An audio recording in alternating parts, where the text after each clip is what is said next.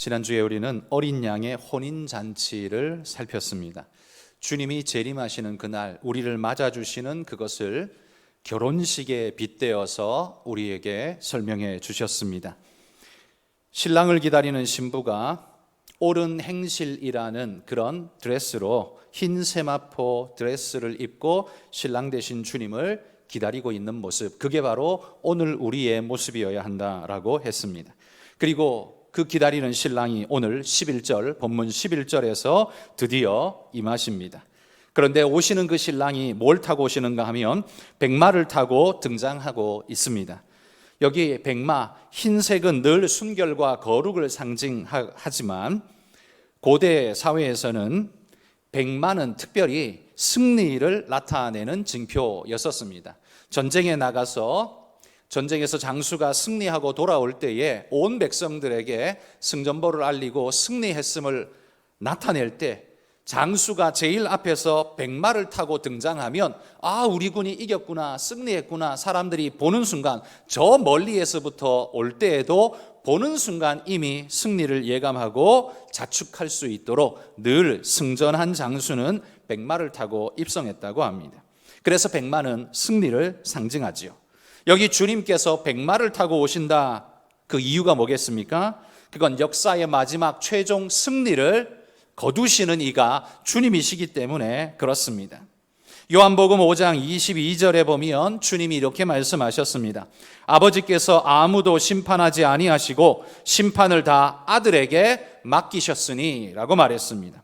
모든 심판의 권한이 누구에게 주어져 있느냐? 예수님께 주어져 있다는 겁니다. 그래서 그 심판의 주로 주님이 백마 타고 임재하셔서 그 모든 심판을 공의로 이루실 것이다 라고 말씀하는 거죠. 백마를 타는 것은 최종적 전쟁을 앞두고 있지만 이미 그 전쟁은 승리한 것과 마찬가지라는 의미를 주고 있습니다. 그 주님이 백마 타고 오시는 재림의 그 순간, 물론 우리는 구름 타고 오신다 데살로니가에 그렇게 말하죠. 어떤 모양이든 주님이 오시는 그 순간은 우리에게 두 모양으로 나타날 겁니다. 믿는 우리에게는 신부가 신랑을 맞이하듯 감사와 기쁨의 행복의 순간으로 우리는 주님을 맞이할 것이고, 불신의 영혼들은 심판을 받아 지옥에 떨어지는 형벌의 순간으로 그 순간을 맞이하게 될 것입니다. 그 오시는 주님은 승리하시는 주님이라는 사실을 나타내기 위해서 백마를 타고 오신다, 이렇게 지금 표현되고 있습니다. 자, 그러면 11절에서 16절까지에 보면 백마 타고 오시는 주님을 여러 가지 모양으로 묘사하고 있습니다. 그분은 어떤 분인가? 8가지로 소개하고 있는데요, 한번 살펴보죠. 11절에 보십시오. 오시는 그분은 이름이 충신과 진실이다 라고 소개합니다. 이건 주님의 특성을 나타내주는 단어이죠. 충신은 충성되고 신실한 자라는 의미이고, 진실은 거짓 없이 바르고 옳다라는 사실을 강조하는 의미죠. 주님은 초림으로 이 땅에 오셨을 때에도요, 그때에도 여전히 하나님께 충성되고 신실한 종의 모습을 충분히 보여주셨습니다. 그리고 그분의 특성은 거짓 없는 아주 바른 진실한 분이심을 보여주셨죠. 우리 신랑 되신 주님이 바로 이런 분이며 이분이 백마 타고 오실 것이다 라고 소개하고 있는 겁니다. 그러하기에 마지막 심판 때에 무엇으로 심판하실 것인가?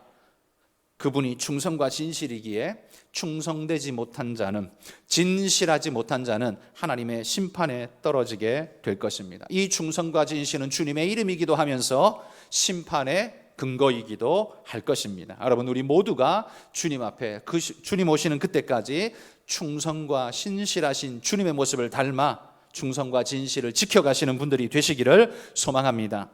두 번째는요, 12절에 보면 그분이 백마 타고 오시는 그분의 눈은 불꽃 같다, 이렇게 말합니다. 눈이 불꽃 같다. 우리가 대표 기도할 때 불꽃 같은 눈동자로 우리를 살펴달라고 우리가 기도 자주 하죠. 그 눈이 불꽃 같다는 단어는 바로 이 계시록에서, 이 말씀에서 나옵니다. 눈이 불꽃 같다라는 게 어떤 의미이겠습니까? 반짝반짝 눈동자가 예쁘다라는 소리는 아니죠.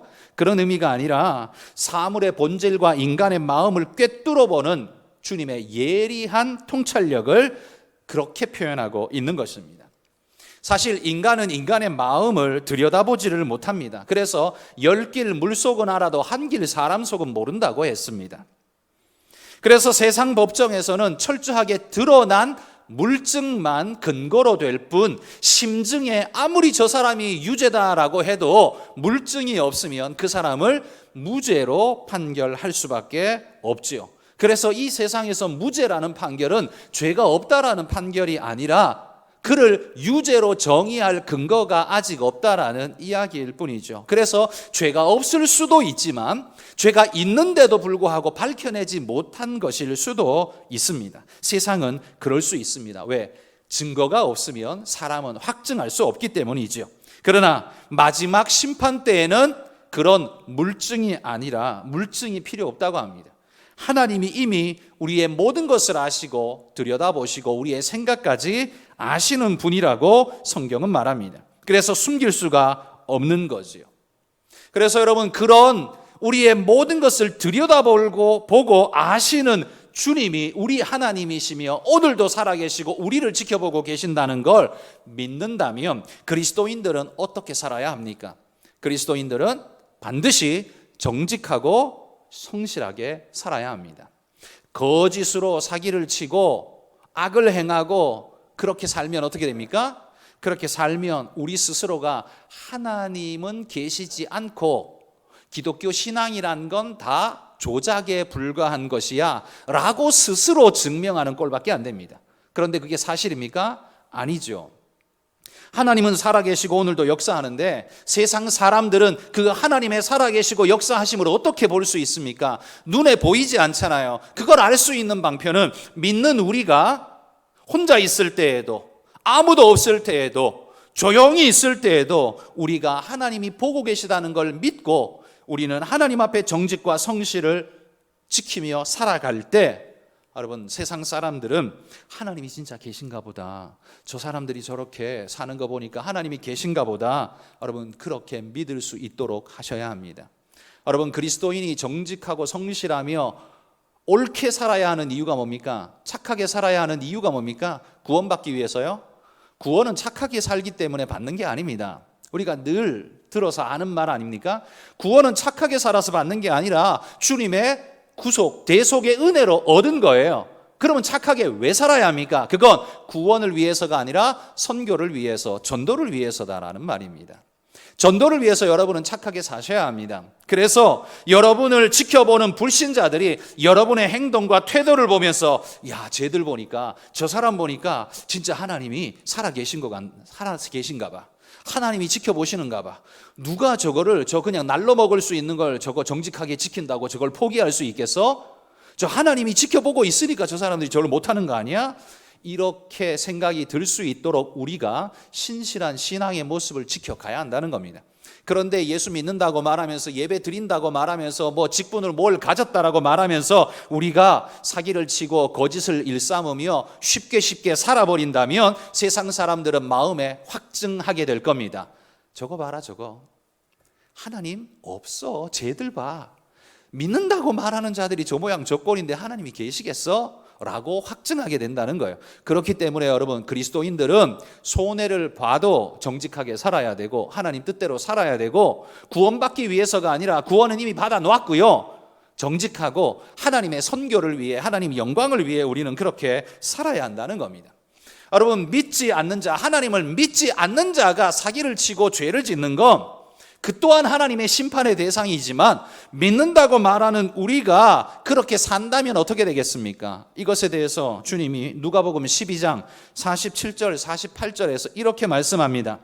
주인의 뜻을 알고도 준비하지 아니하고 그 뜻대로 행하지 아니한 종은 많이 맞을 것이요, 알지 못하고 맞을 일을 행한 종은 적게 맞으리라.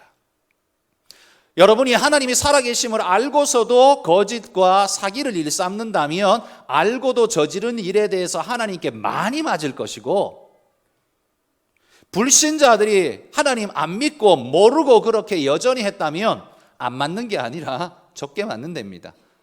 그러나 구원은 그거하고 상관없이 주님의 보혈로 받는 것이죠. 그러니 그들이 그들에게는 구원과는 상관없이 여전히 진노의 것이 떨어지지만 믿는다고 말한 우리는 어떻게 살아야 하는 거예요?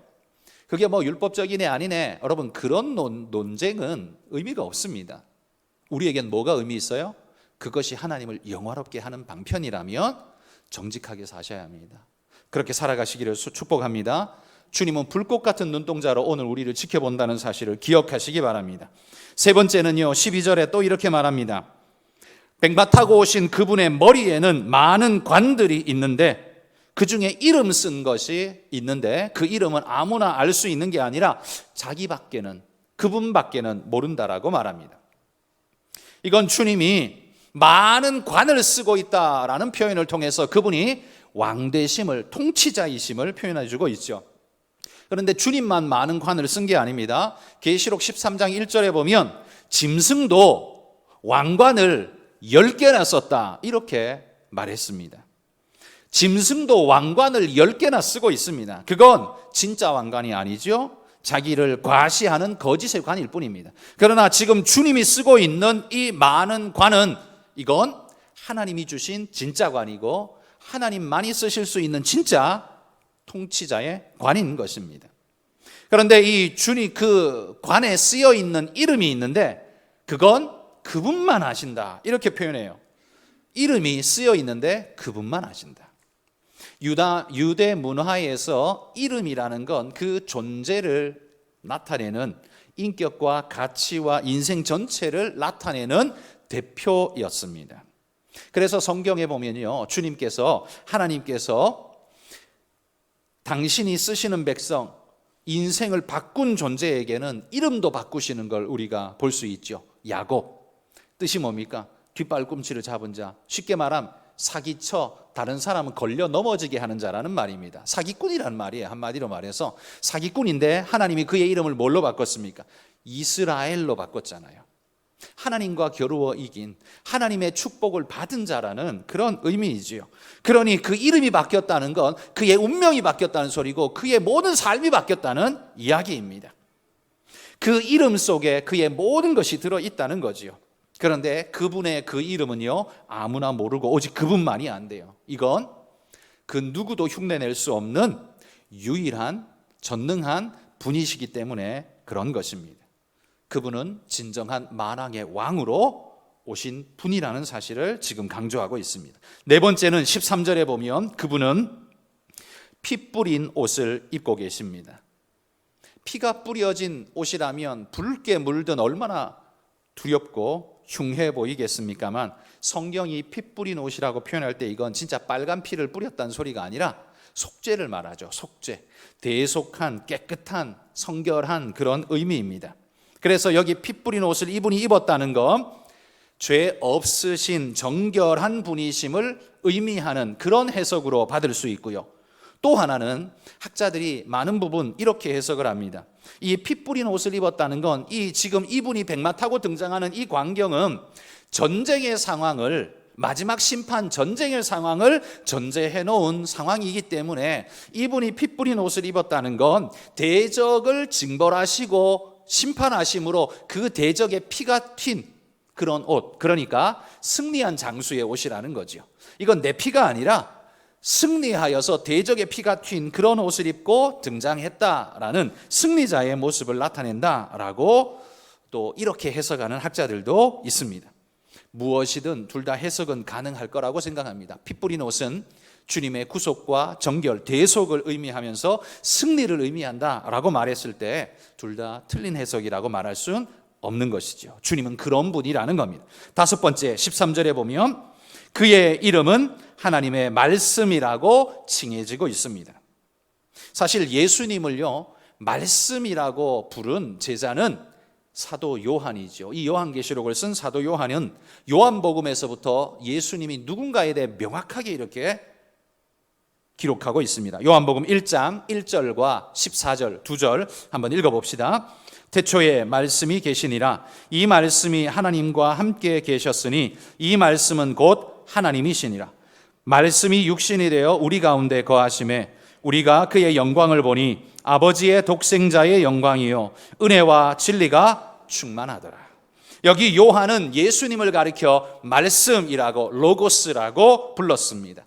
그리고 이 말씀은 창세기 1장에도 등장하는데 그 말씀이 선포되어지자 창조가 완성되었다라고 이야기합니다. 그래서 말씀은 곧 능력이다라고 말하죠. 그리고 이걸 증명이라도 하듯이 주님은 이 땅에 계시는 동안 그분의 입으로 내뱉은 말씀은 다 현실화되었습니다. 풍랑을 잠잠케 하라고 말했을 때, 잠잠하라 명했을 때 풍랑도 잠잠케 되고, 죽은 나사로들어 나오라라고 말할 때 죽은 자가 살아나서 걸어 나오는 일이 일어나고, 병든 자에게 나으라라고 말하니 그가 모든 병에서 노임 얻어서 낫는 역사가 일어났습니다. 그래서 주님의 말씀은 곧 능력이었습니다.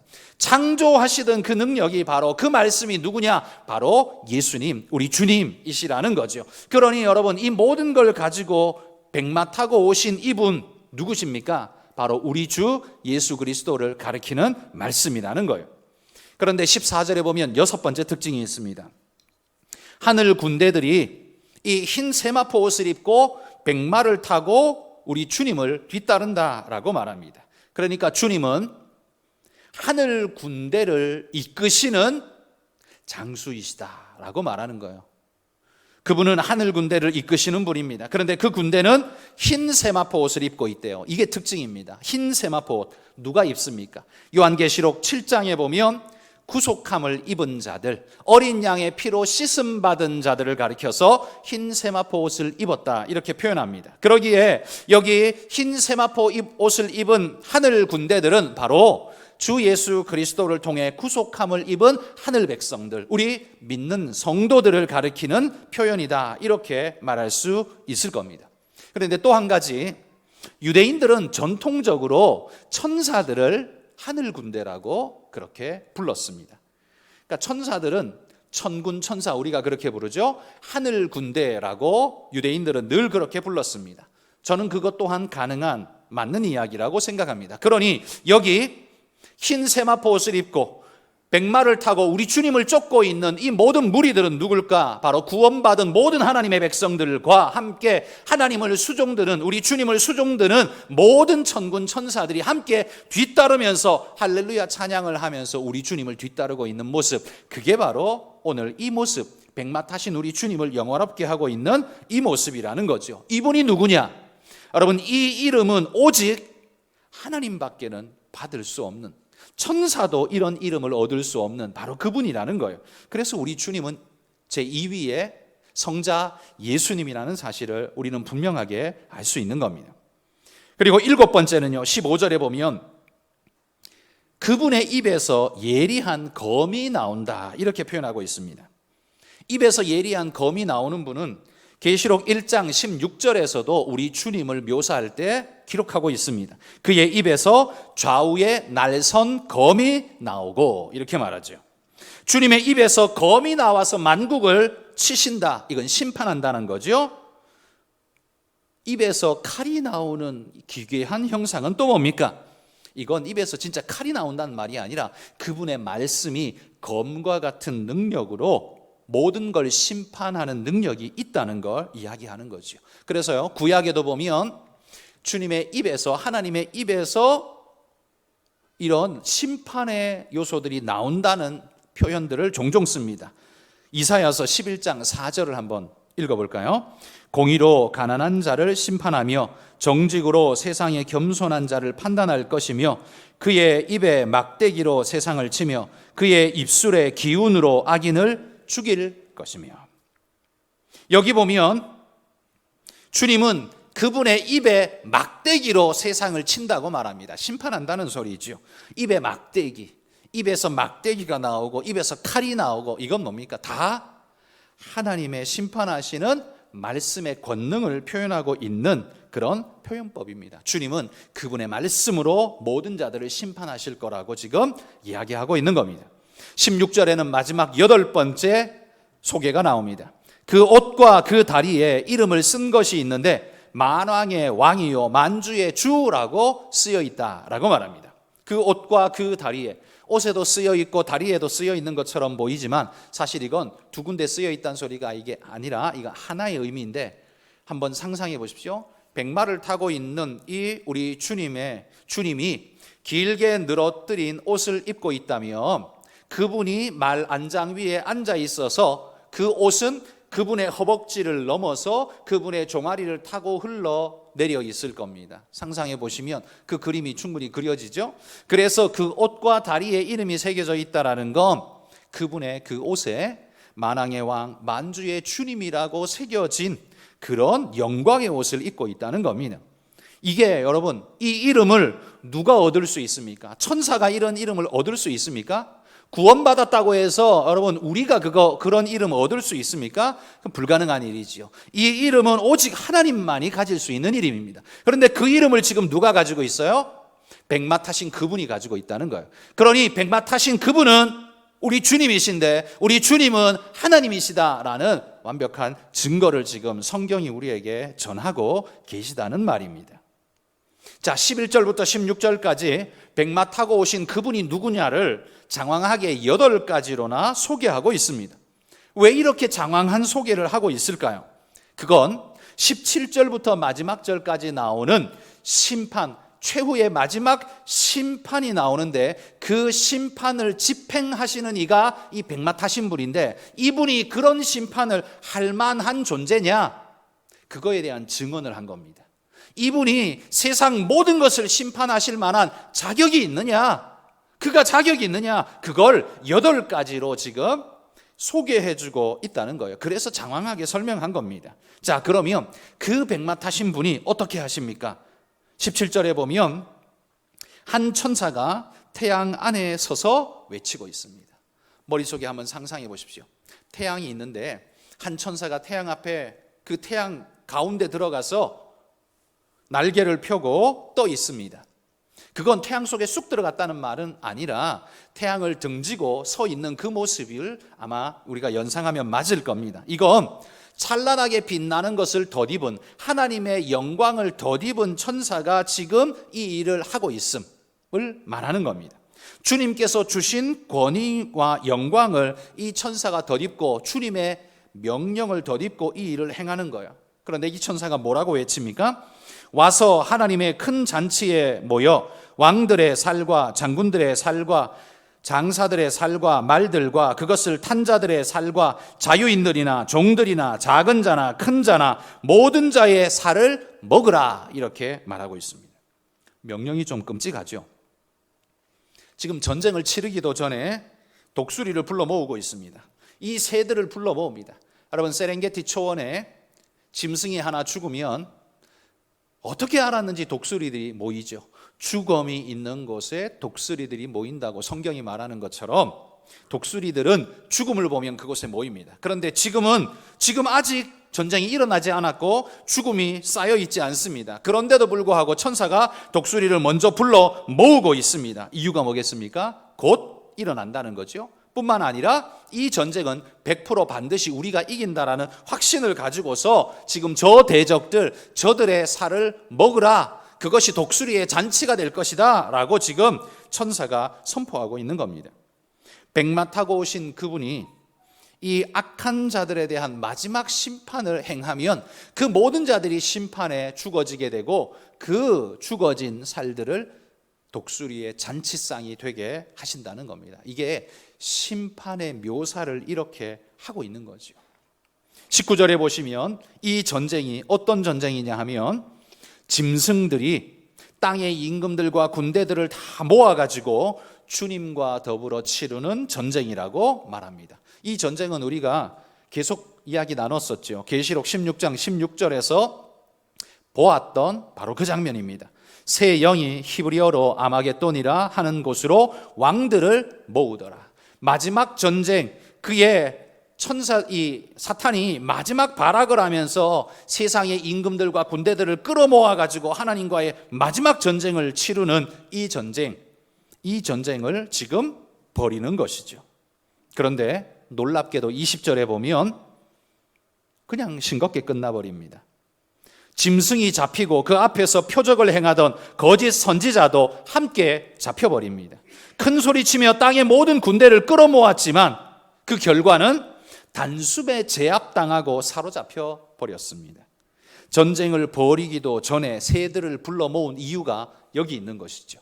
완벽한 승리가 주어질 걸 이미 알고 계신 겁니다. 그러니까 이 천사는 이 짐승과 그 무리들이 감히 백마 타신 우리 주님의 대적이 될 수 없다는 걸 너무나 명백하게 알고 있기 때문에 이 새들을, 독수리들을 먼저 불러 모았던 거죠. 21절에 보면 그 나머지는 어떻게 됩니까? 말탄 자의 입에서 나오는 검에 죽게 됩니다. 이 나머지들은 누구겠습니까? 짐승과 거짓 선지자들의 미혹되어 끌려다니던 그 졸개들을 가리키는 것이죠. 하나님을 대적하고 불신으로 일관했던, 회개의 기회를 수도 없이 주었지만 그 모든 걸 거부하고 끝까지 하나님을 대적하는 자의 편에 섰던 그들은 결국 하나님의 입에, 주님의 입에서 나오는 검에 죽임당하게 된다라는 말입니다. 여러분, 어린 양의 혼인잔치를 벌여놓으신 주님께서 짐승과 거짓 선지자를 먼저 처리하고 계십니다. 이게 19장의 말씀이죠. 그리고 다음 주에 살펴볼 20장에서는요, 궁극의 대적, 용으로 묘사된 사탄이 멸망당하게 됩니다. 오늘은 짐승과 그 거짓 선지자가 심판당하고 20장에서는 용이, 사탄이 멸망당하고 21장에서는 모든 걸 정리하신 주님이 우리들을 새로운 주님이 마련하신 것죠. 새 하늘과 새 땅으로 명명되는 바로 그곳으로 우리를 불러 진짜 천국의 영광을 누리게 하신다. 21장에 기록됩니다. 그리고 22장에서는 이 모든 예언의 말씀을 전하라는 명령과 함께 그 모든 계시가 끝을 맺게 됩니다. 여러분, 그러면 오늘 이 말씀을 나누고 있는 지금 우리는 어느 단계쯤 와 있을까요? 어느 단계쯤 우리가 와 있습니까? 그건 바로 신부가 신랑을 맞기 위해서 꽃단장을 하고 신부 대기실에 앉아 있는 바로 그 순간입니다. 지금 우리 주님께서 재림하기 직전의 순간, 언제 몇 날 며칠일지는 우리가 모르지만 이제 주님이 곧 오신다는 것만큼은 분명한 시간에 우리가 있습니다. 천국의 잔치가 기쁘게 불려지고 하나님을 향한 찬양의 소리가 높아지면서 오늘 잔치하는, 준비하고 있는 기쁨의 시간, 그게 바로 오늘의 시간이라는 말입니다. 혼인 기약이 찼고 오늘입니다. 그래서 신부 대기실에 앉아있는 우리는 어떤 옷을 입고 있어야 합니까? 성도들의 옳은 행실이라는 거룩한 세마포 옷을 입고 주님의 드레스를 입고 우리 신랑 되신 주님을 기다려야 합니다. 그래서 여러분, 오늘 우리는 먹고 살기 위해서 혈안이 된 그런 눈빛으로 이 땅을 살아서는 안 됩니다. 그냥 먹고 사는 것이 전부인 사람처럼 그렇게 살아서는 절대 안 됩니다. 우리는 이제 오시는 우리 신랑 되신 주님을 맞이하려고 기다리고 있는 신부와 같은 모습으로 사셔야 합니다. 거룩한 정결한 옷을 입고 거짓과 불의를 버리고 순결한 믿음의 모습으로, 세상이 아무리 거짓으로 떼돈을 번다 할지라도, 아무리 거짓으로 권력을 가진다 할지라도 우리는 정직과 진리로 하나님 뜻을 펴며 순결한 하나님의 드레스를 입고 주님을 기다리는 그런 믿음의 일꾼들이 되셔야 한다는 겁니다. 신부의 덕목은 부자가 아닙니다. 예쁜 게 아닙니다. 신부의 덕목은 정절이라 했습니다. 여러분, 주님 앞에 아름다운 정절을 가지고 주님 오시기만을 기다리는 귀한 신부의 모습 가지시기를 축복합니다.